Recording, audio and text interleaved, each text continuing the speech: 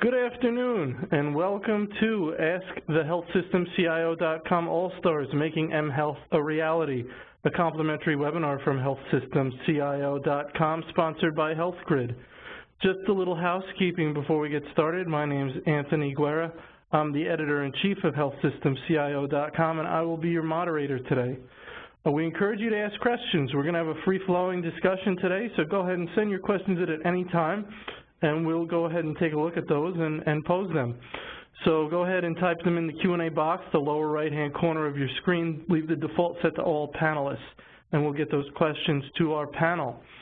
You can download the deck by using the URL on your screen. There's a shortened URL at the bottom of all the slides, and we will send it out in the chat box during the event as well, so plenty of chances to download the deck.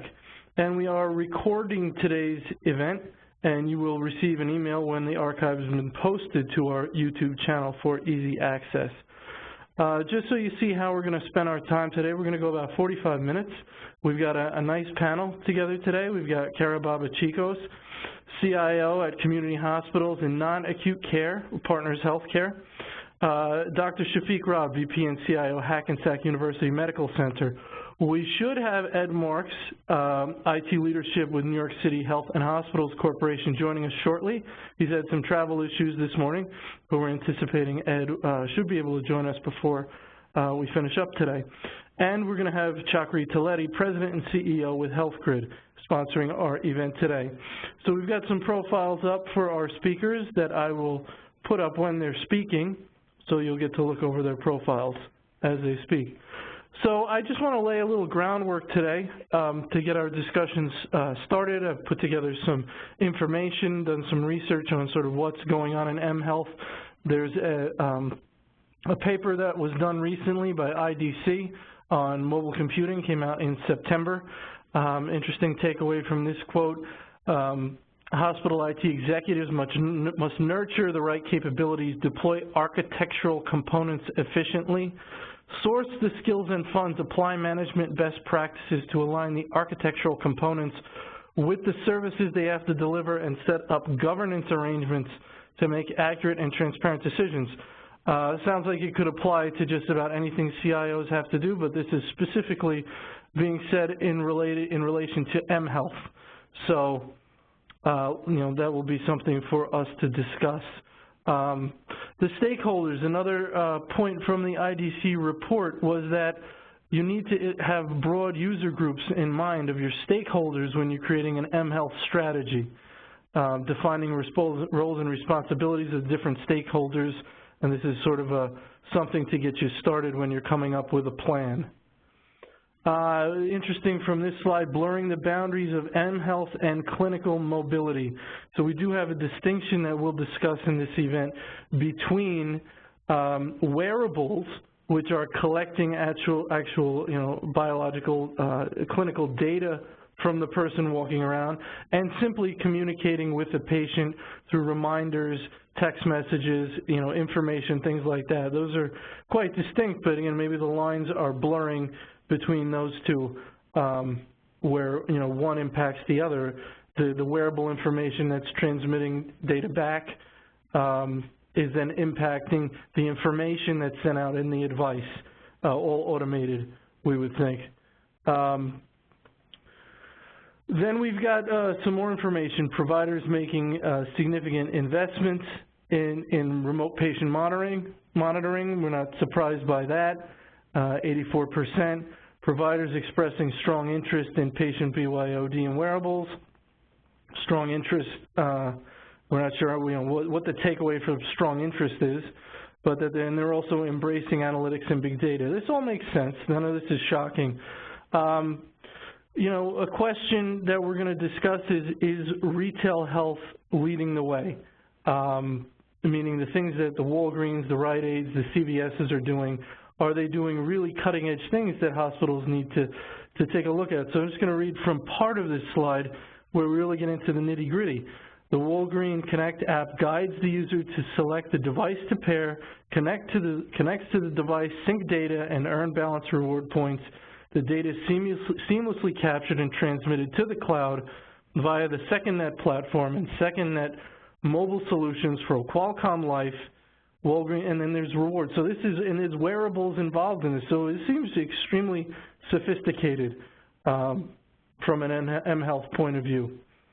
Clinicians are ready to, this is another survey, clinicians are ready to embrace mobile apps and devices. 74% would take mobile device checking ear infection, 53% urine analysis, 48% monitor signs and vital signs, monitoring vital signs. So, and then we have a bullet point over here about security issues, and we will get into that. Are they becoming a regular part of care? Yes, this is all sort of speaking to the choir. These are important things that you need to know and focus on. So with that, we're going to begin our question and answer session. So let me start with Dr. Shafiq Rob. And this is sort of a, let's get to some common definition of mHealth. To the best of my knowledge, this is what I came up with: to influence patient behavior through education. So sort of three components: through education about best practices for their condition, through reminders about what you want them to do, and information collection would be the wearables, by communication to smartphones. We're really talking about that as far as I can understand. But Dr. Rob, give me your definition of mHealth, if you would. I think you have put it in a very nice way in the English language. The mHealth definition is no different than when it used to be along the fireside when the old villagers used to sit down and talk to each other. And from there, now we have devices that allows us to communicate with each other. And to alter behavior, what we are doing is that we are repeating the same information at interrupted intervals. So the only difference in the communication is that we have a mobility device and we have a way to talk to people.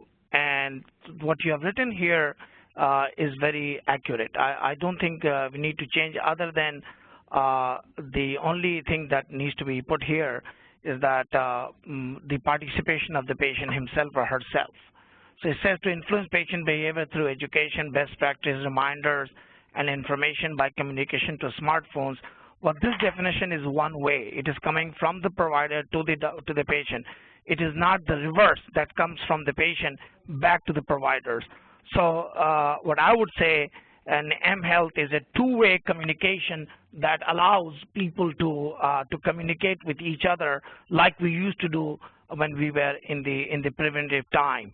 So that only thing that needs to be changed here is a two-way communication that is back from the patient, and also the third thing that needs to be included in it is the care providers, because in healthcare those are the three people: the care providers, the person who's getting the care, and the person who's providing the care. So that's it, nothing more than that. Cara, you want to give me your definition of mHealth and your thoughts on what Dr. Rob said? So I'm going to be really simplistic. In mobile health, it's putting the actual tools, allowing people to use tools in a mobile environment to manage their care. So it can be doctors, it can be, but it's basically the patient is at the center of it, because they're generally the owner of the mobile device and the person that practitioners are trying to change behavior on. And so it can have a lot of different use cases, and I think we're in the industry now starting to find new and different ways, whether it's, a dermatology visit that's done mobily through our cell phone, whether it's psychological counseling that's done through voice and video on your phone, whether it's telemonitoring in the home, all the instrumentation and the different things that can work in conjunction with things such as your Apple or other types of devices. So to me, that it's really just allowing us to think differently about care using mobile technology, using mobile devices. Chakri, thoughts? Yes, I think Dr. Shafiq and Cara phrased it really well. As technology has evolved, the ability to access care where the patient is at their convenience is going to define the future of how the access to information, critical information at the right time, at the right place on any device is going to redefine how care will be delivered to the end consumer. As you see technology evolve, the ability and the functions that a patient could do on their device will be a lot more in tune with what you could get on a patient portal on a mobile platform. Very good, very good. Let's start with you, Dr. Rob. You want to talk about the progress that you've made at your institution, and I know you're doing a lot of projects and things like that, but maybe just talk about a few of the things that you've done. Well, I think let's start with the problems. So the first problem is that when you have a mobile device, you want to connect as a patient, and you also want all your information to come somewhere in a very sophisticated way. So the protocols to connect are still being developed. So we work with FHIR, which is FHIR, and there are not a lot of people who use FHIR. Second thing that also happens is that if I have an app, and suppose I'm an insurance company and I'm a patient that has an app, that app needs to connect to Hackensack's app. APIs have to know how to connect with each other. People have to know how to write those protocols. That is the first problem. Second problem that people are facing is that still in this world, the way the apps are developed, they are governed and they are controlled still by the doctors, by the institutions, and by the payers. It is not patient-centered. So patients don't have the control to give consent and to revoke consent when they want to. So at Hackensack University Medical Center, we have developed apps and we are launching it, and as we are going through it, first thing is that we have allowed the patient to have the ability to control the app. And also when they send a request to somebody, they send a consent. They also send a revocation. That means they can revoke the permission. Third, if the doctor on their behalf queries other doctors and other healthcare providers, they get an acknowledgement on it. Similarly, we're also trying to not only develop different types of mobile apps, but also trying to get understanding of the Internet of Things. Also with the like Walgreens and other people, those kind of incentive that they are providing. We have not done incentives, but we are collecting information, but also giving appropriate stimulus to change the behavior of the patient.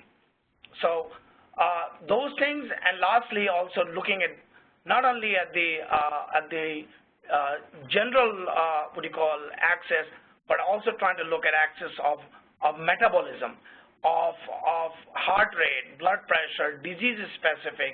So all these things together to make sense in the life of a patient.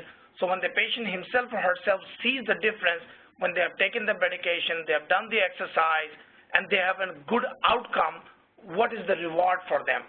So we are looking at it in a place in which patient is under control. I hope that answers your question. Very good, very good. Cara, you want to talk about any of the things you're working on or have done over at Partners to engage the patients mobily? Sure. Yep.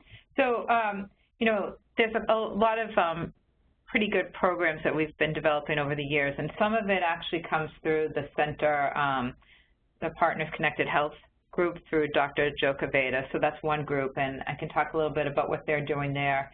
And then we're also doing and have been doing for well over 10 years remote health monitoring with patients in the home. So we've been doing that for a large number of years, even before there was reimbursement for that. We do things with mobile health, and so it could be things such as text messages or encouragement to the patients. Some of it is to work on smoking cessation, or how we might help remind patients of their upcoming appointments. We might do that through a text message, or even self-care, patient management type stuff.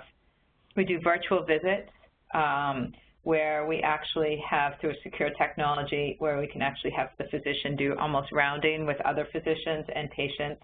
And it can be both for psychiatry, as I talked about, or specialist type conditions. And then we also do online specialty consultations that we've been doing for a very long period of time, internationally as well as domestically. And it could be like for things like a second opinion or you know, other things related to specialty programs that we have at partners. I'd say the other thing that is becoming increasingly important is population health.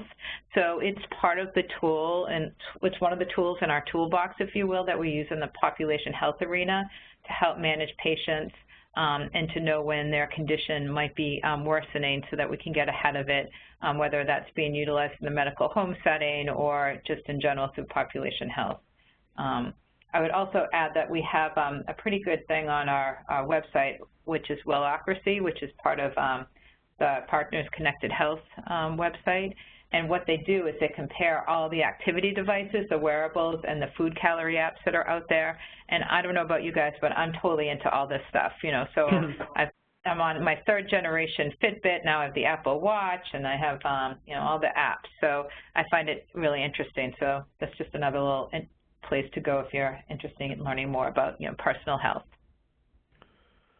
Good. Chakri, let me ask you something. Now, folks, I think, should get a little bit of your background. This isn't your first rodeo, so to speak. You've been around for a while. You've been very successful developing companies. Seems always in the patient engagement space. And this company is a couple years old, right? So tell me about what you saw in the market that you wanted to address with the patient communication. Absolutely, Anthony. You know, we've been doing patient-facing technology work, patient engagement work for the last 15+ years.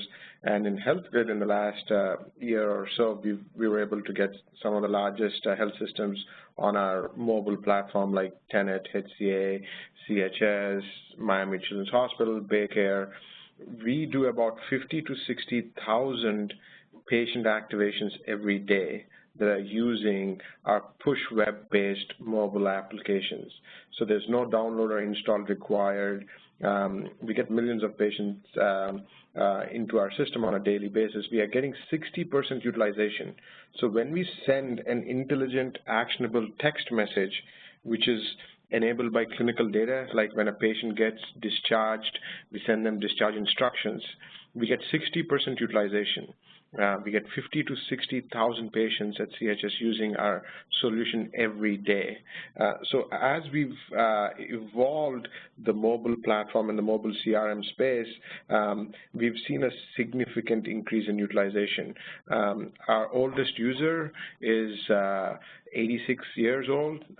You know, we're getting a very interesting mix of user base and the devices that they're connecting from. We thought Apple would be the predominant platform, but it's only 48%. We're getting, you know, about 42% of Android devices.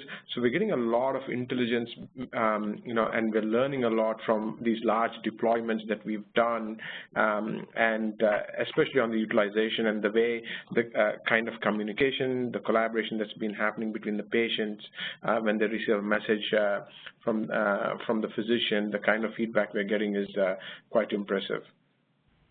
Very good, very good. Dr. Rob, I want to ask something. I want to play off what Cara had said about Fitbits and wearables.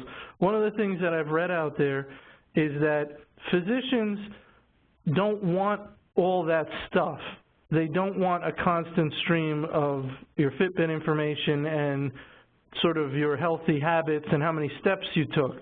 So I'm sure there's a place for that in incentivizing good health, and maybe they want sort of things that are out of the norm. But are you seeing this as an issue? mHealth, you can collect a lot of things, but physicians don't want everything. So it's finding out what you can collect that they actually want. Okay, so Anthony, I'm going to say a couple of things, and after that, people will talk about it and they get upset with me. So I'm just going to say it, and then we'll understand it.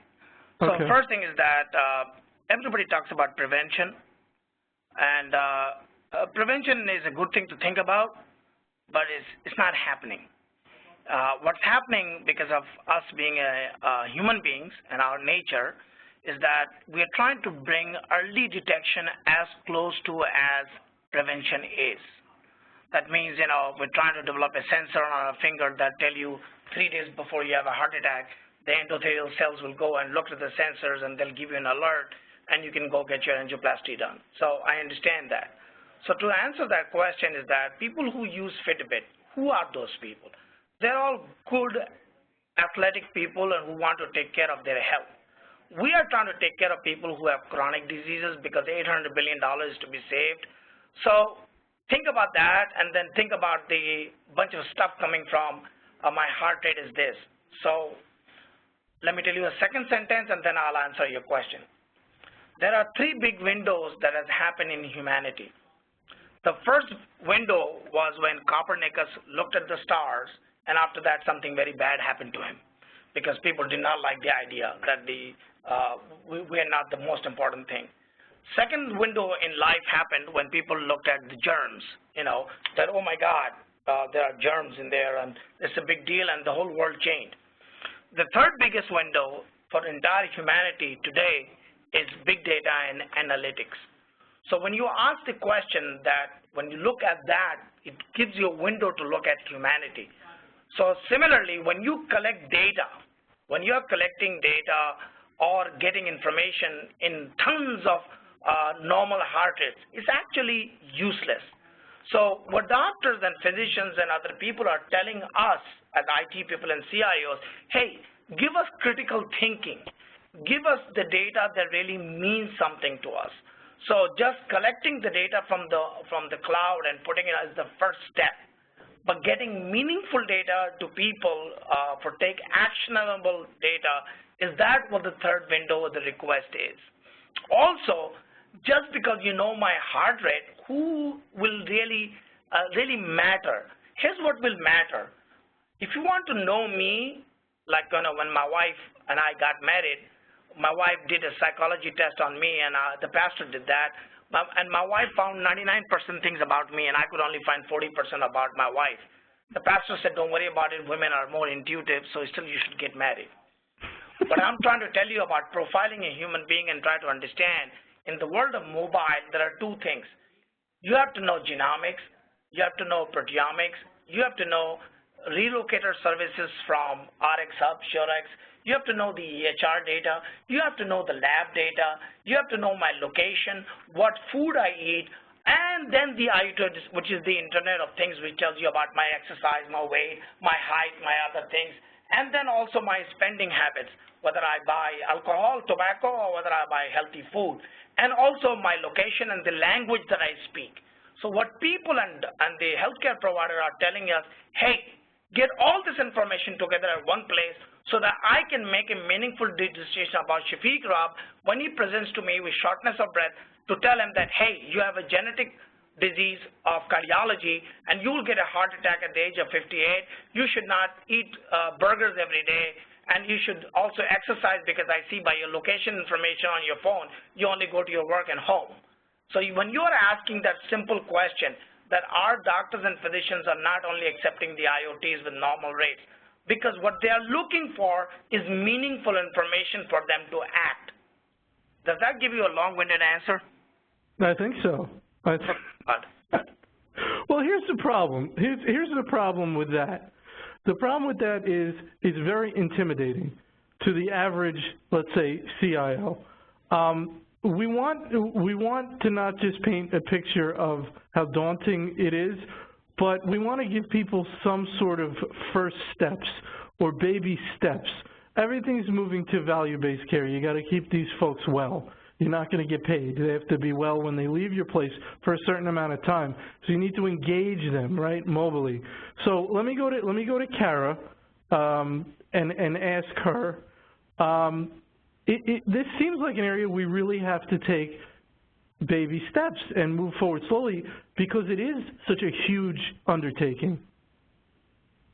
Right. So I mean, your thoughts about that?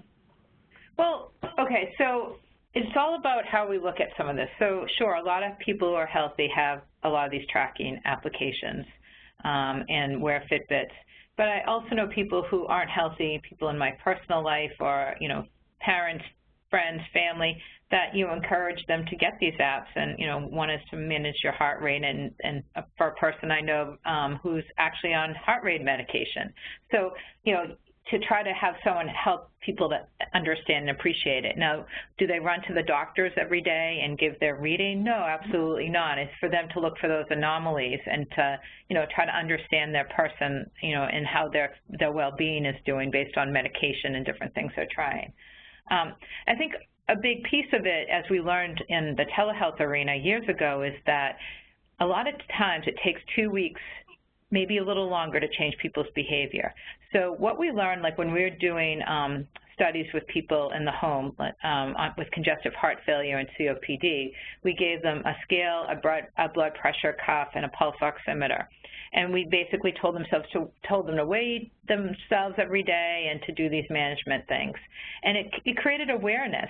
And as a result of the awareness, when we pulled the equipment away from them, they wanted to stay in touch and to understand how they were doing. So a lot of this is just making people more aware of their health condition and teaching them some good patterns and good habits. And, the getting prizes for 10,000 steps or, big milestones, those badges, that can be kind of a fun little way to reward people. Now, how you bring it into the setting of bringing this into the hospital setting, I think it kind of right now is being done on the periphery, although I would say that our recent go-live for our home care product, we actually have our telehealth results going into our vendor system. So, that stuff is actually incorporated in there because we see it as important. So you have to be aware of how often you message the physician, and only when there's patterns that are outside of normal do you actually then do something about it. So I think this is where things are going to become more and more, people are going to become more and more aware of, what's out there, and I think it is going to become more mainstream to know these vital signs and to maybe hopefully proactively know what to do when they don't seem to be working appropriately or things seem to be going off the grid. So I do think we have to embrace it. I think it can be a part of the medical home agenda in a lot of the traditional medicine, where if an average physician has 15 minutes to see a patient, they're not necessarily going to get into conversations about their Fitbit and what they're finding, although I will say that my PCP a few years ago was telling me about what she was doing with one of her health apps. So I think it's, again, what needs to be discussed during that 15-minute visit, but it helps complement it and creates a bigger picture of what the patient's health status is like, and it can create other mechanisms for community and social interaction. I guess that's what I would end with. I mean, kind of at the high level. Chakri, any comments on what's been said?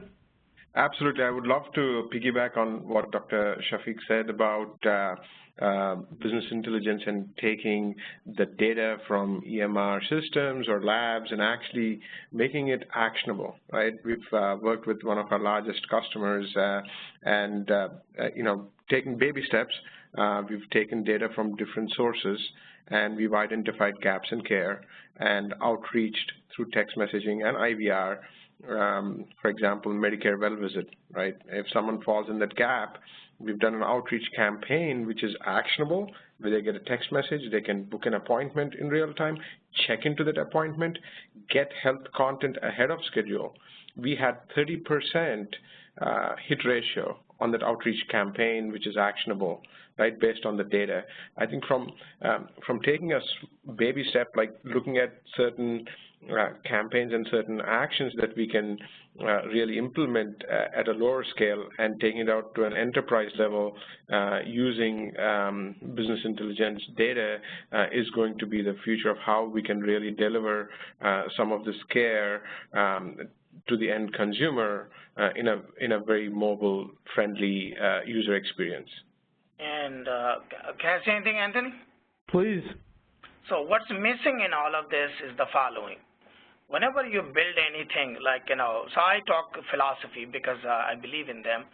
So in the world, like you said, baby steps, I call it functional.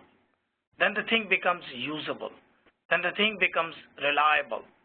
Most important thing is when it becomes meaningful to me and when it becomes pleasurable to me. Presently, apps are not pleasurable. They may be sometimes meaningful. So the next step is that by the use of like voice command, like Siri, Cortana, Echo, a lot of things, like if a patient can stand up and say, hey, how's my health today? And they say, hey, Shafiq, quit smoking, walk a little bit, you might feel a little better. You know that cough that you have today is because you didn't take your inhaler. So that has not happened yet in the world of, and that's what we are working at Hackensack, before telling everybody exactly what I'm working on. But that has to happen. Then the mobile app becomes more pleasurable, because when you're driving, when you're sitting, we as Americans, we want when we want, how we want, and we want it immediately. So in that context, to make it pleasurable and meaningful for us as patients, because I always advocate for the patient, is that when the day comes and I asked, hey, did I do all right yesterday? What did I miss? What do I need to add? Just to have that on the back end, all those things that I spoke before, they all have to be in place. Then it becomes great. The same way as I ask my GPS today, take me to my home.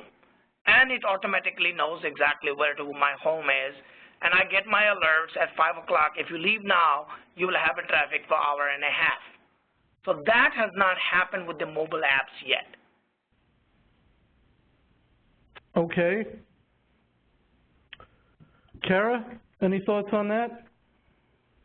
No, I think, the whole experience will be great. I agree with the data analytics and being able to, start to look at patterns and different things with the big data. I mean, this is really, I guess, all these vital signs and such are really part of big data, and it can tell a story if, someone wants to do that research and build it back over time. So it makes sense that we will eventually get to that place where it'll be like our car, where it'll tell you, when you need an oil change and kind of do a vital sign check and a general check every time you start up the car. Some people will want that. Some people might not want that. That'll be I think who will pay for that will be a bigger question, as time goes on, if it's part of, how patients get profiled. Or I can see a lot of people saying they don't want to see that. So I think we're just getting to a point now where we have all the tools, and how we utilize the tools to make a difference is what we're going to start seeing a lot more of in the next few years. So, I don't think we have any shortage of mechanisms to allow you to manage your health. At least, a lot of the different things that are being introduced, it's about, what's the right tool for the right person and how can we package it up if they really want to make a difference. That is, I like what you said. I think you're 100% right on the money. And also, the thing that's happening with all of us without knowing, as somewhere some data is being collected, and there is machine learning behind it. They're learning it and putting our old data to match it. Artificial intelligence is being developed at this very moment as machine learning is getting better and better. And that is correct. It will become part of our fabric. By the way, I do like synthetic oil in my old car as compared to regular oil change. So, that thing will happen with healthcare also. It'll become part of us. Presently, we're on the way to it, but 5, 6, 7, 8 things have to happen.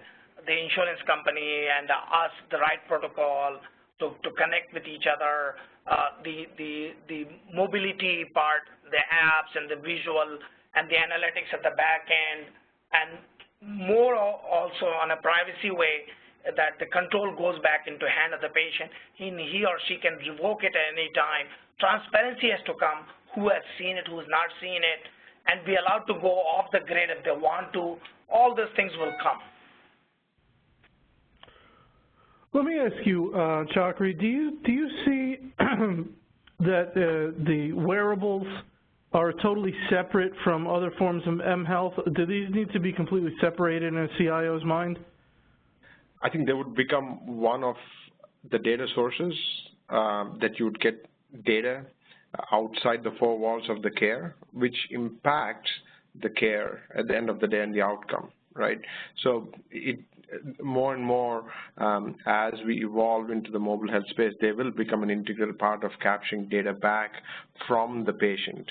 We are just in the early stages of that, but the infrastructure and the platforms have to be capable of, to earlier discussion about FHIR or whatever that protocol, to get the data back from these devices is going to be critical for any infrastructure that the CIO should be looking at. To piggyback on earlier comments, I think the key is going to be for the consumer, how meaningful is it, how much value any of this functionality will deliver to manage their care better, right? It could be a simple thing like discharge instructions being sent electronically to their mobile device, which will give tremendous value to them so that they can get access to them, or pre-procedure instructions and videos, education material delivered to them. Hey, you're coming in for an MRI tomorrow. This is the procedure, and this is the information that you need to look at.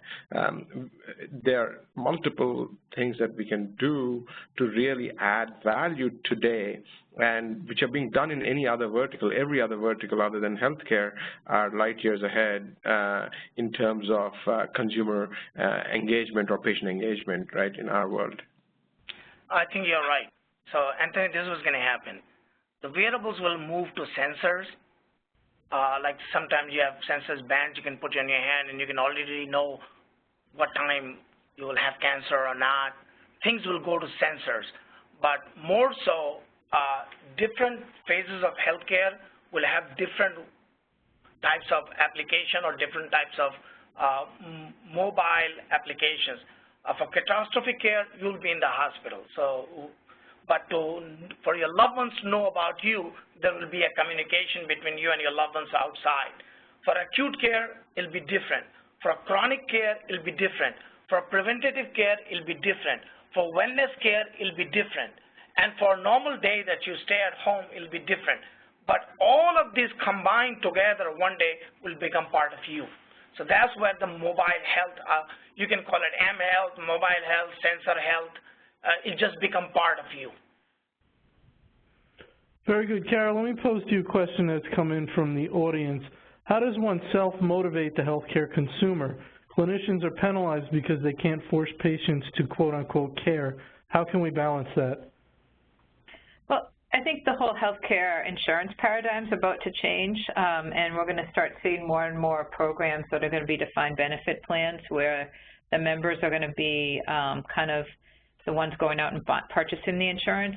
And I think that's where you're going to see some different incentives that might come that will say, you know what, we'll give you extra dollars back, or you can pay less for your plan if you can show us that you're doing Fitbit steps or something. You know, obviously I could probably put the Fitbit around my dog's paw for all they know, but you know, something that will show that good behavior is actually better, is going to get rewarded because it's going to be rewarded in your pocketbook and potentially through, you know, the people that are administering healthcare insurance in the future. I think that's one of the ways it's going to change.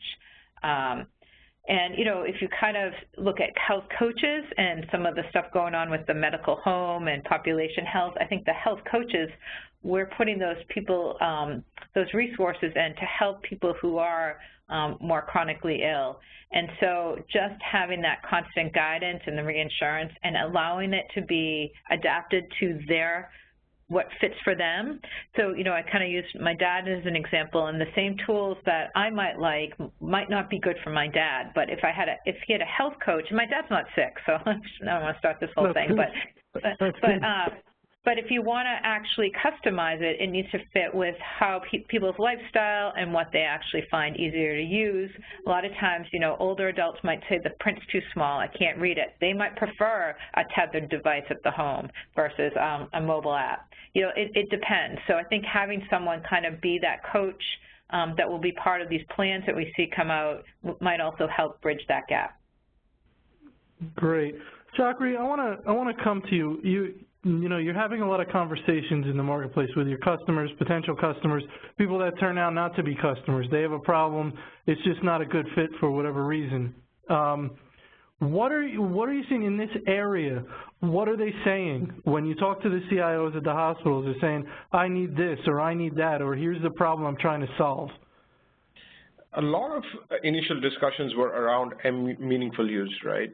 Early days, everybody wanted to do VDT, TOC, and I think as people have moved away from that and really understood the value that a system can provide beyond meaningful use.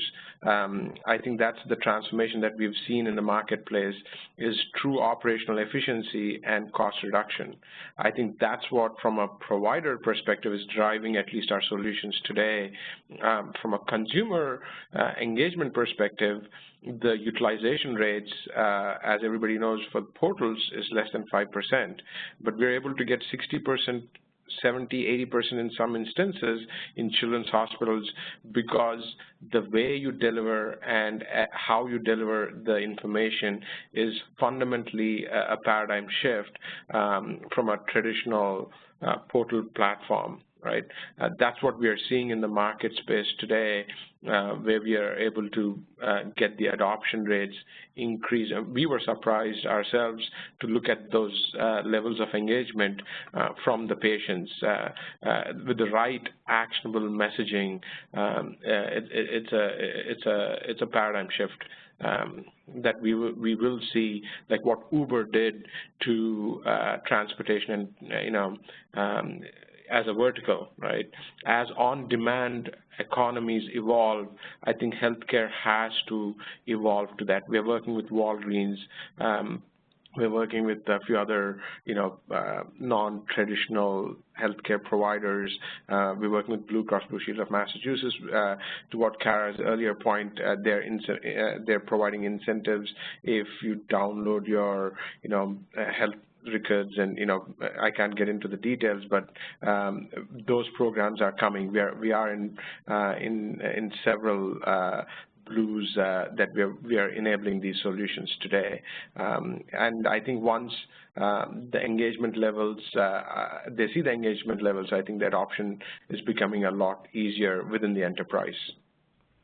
I'm glad you touched on Walgreens, because I want to end it with a question about these types of entities. I've read people say that they're really at the cutting edge of this patient engagement communication.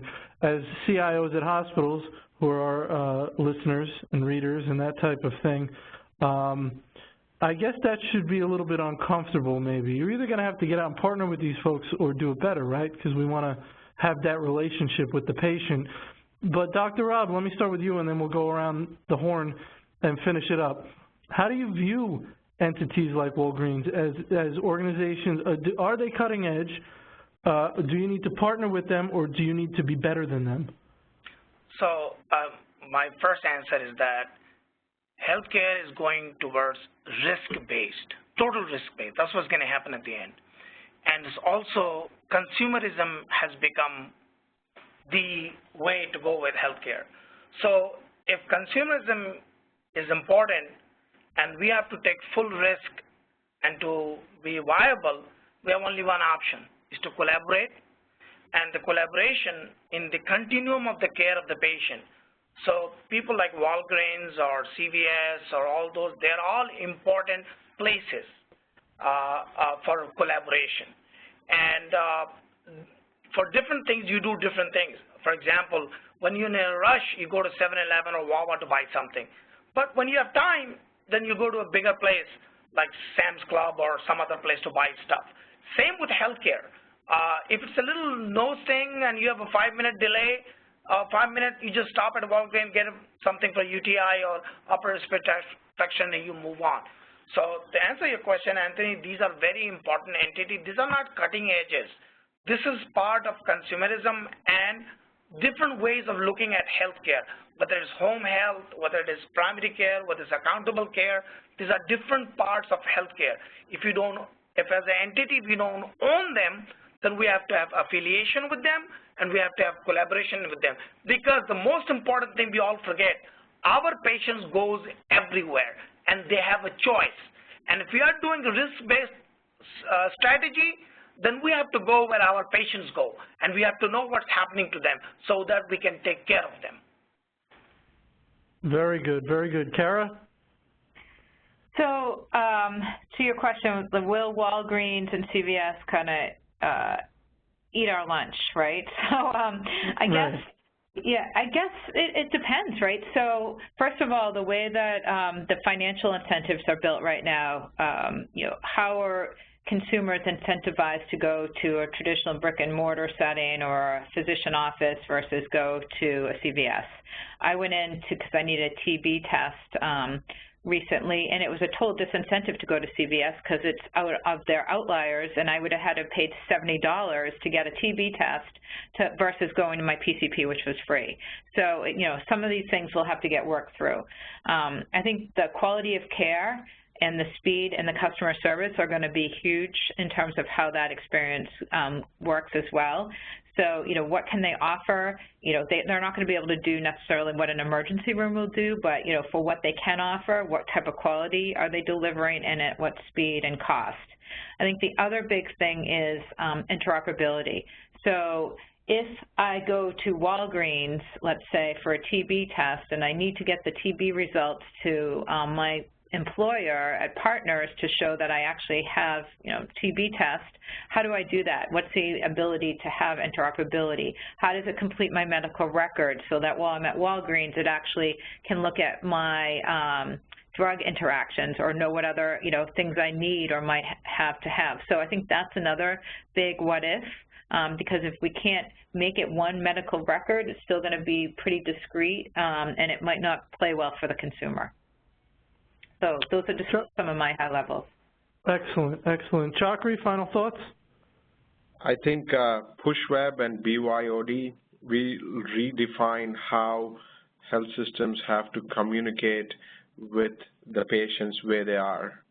Fundamentally, the paradigm shift of the ability to deliver meaningful, actionable content to the patient in their comfortable environment is going to drive the future of mHealth. Excellent, excellent. Well, I want to thank our panel, Cara Babachicos, Dr. Shafiq Rab, Chakri Toleti. Unfortunately, Ed Marks had some travel issues today and couldn't join us, but we'll get him on a future event. I want to thank Chakri and HealthGrid for sponsoring, making the event possible. As I mentioned, we did record this event. You'll receive an email when it's been posted to our YouTube channel. For those of you who have the CHIME CHCIO certification, attending our webinars gets you 1 CEU. Please be sure to let CHIME know you attended, and if you've asked us to do that, we will. Sponsorship opportunities, you can contact Nancy Wilcox. General questions and comments, please send to me, and you can go to our website to view our upcoming schedule. So once again, I want to thank our panel and our attendees, and everybody have a wonderful day. You too.